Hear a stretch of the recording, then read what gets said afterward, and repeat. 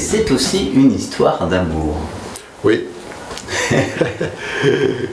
Alors, oui, c'est une histoire d'amour parce qu'elle a une vie d'abord conjugale un peu tourmentée, cette jeune femme, et puis un beau jour, elle voit arriver un monsieur qui s'appelle David dans le roman, et qui n'est pas là en touriste.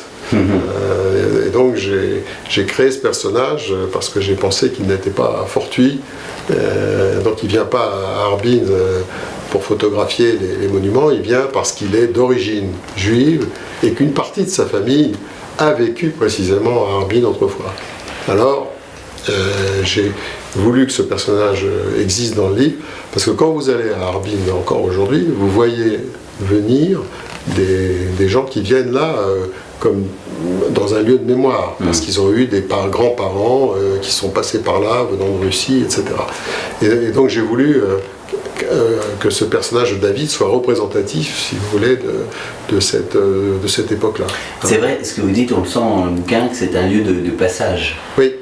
C'est un lieu de passage, alors pour les Juifs ça l'a été, pour les Russes aussi, et puis pour les Chinois, bon, il y a beaucoup de gens qui viennent vivre à Harbin, et beaucoup de gens qui partent de Harbin également pour aller dans d'autres métropoles. Donc effectivement c'est une ville où on circule beaucoup. Aujourd'hui, Rémi Huppert, ce roman existe, il est en librairie, donc ouais. Vous l'avez écrit, vous avez fait beaucoup de travail, on sait le travail d'endurance que c'est d'écrire un bouquin, ouais. Donc quand même, donc maintenant on est dans le partage, on le propose sur les tables de librairie, on essaie, ouais. Il faut trouver son lectorat. Ouais. Alors justement, il y a beaucoup de bouquins, pourquoi il faudrait lire celui-ci ? Alors je pense qu'il faut lire celui-ci parce que j'ai essayé, la narratrice Shuli, c'est une femme chinoise, ouais. Et moi je suis un homme français.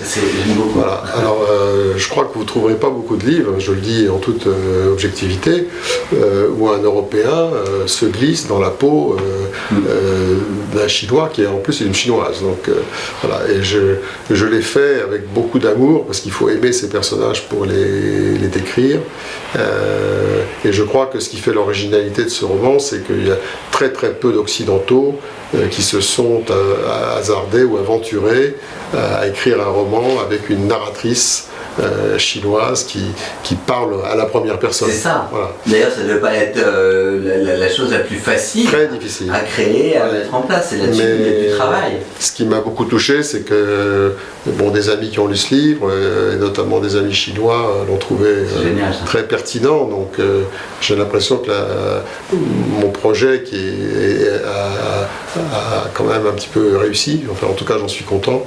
Et c'était pas gagné d'avance. En fait. Donc, pas du tout. Et en tout cas, moi, je ne connais pas à Harbin, je ne suis pas allé. Et ça devrait vous faire plaisir ce que je vais vous dire, parce que ça va donner envie d'y aller. Ça peut donner cette envie au lecteur. Ça devrait donner cette envie au lecteur, parce que c'est une ville de mémoire, n'est-ce pas ? Et c'est une ville qui a vécu. Au fond, quand vous parlez de l'histoire de la Chine, vous parlez de l'histoire de la Chine avec un grand H.